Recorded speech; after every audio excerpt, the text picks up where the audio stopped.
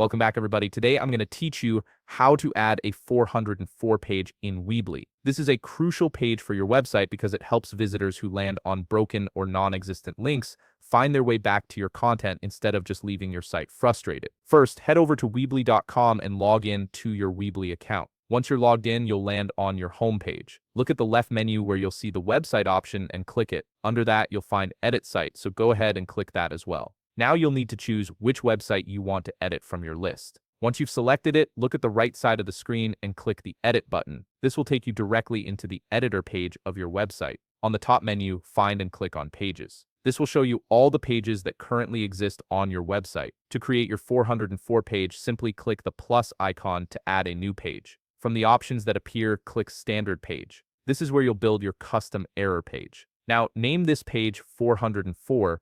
This naming is important because Weebly will recognize this as your error page. Right after naming it, make sure to check the box that says Hide Page in Navigation. This step ensures that your 404 page doesn't appear in your main menu, which would confuse visitors since it's only meant to show up when someone hits a broken link. Next, choose a layout for your page. For simplicity and a clean look, you might want to select the No Header option, but you can choose whatever layout fits your site's style best. After selecting your layout, click on SEO settings. Here, you'll want to check the box that says Hide this page from search engines. This prevents search engines from indexing your error page, which is exactly what you want since there's no reason for people to find this page through Google or other search engines. Now comes the creative part. You'll want to customize the 404 page content to make it helpful and on brand. Add a large 404 heading so visitors immediately understand what happened. Below that, include a friendly message explaining that the page they're looking for doesn't exist or may have been moved.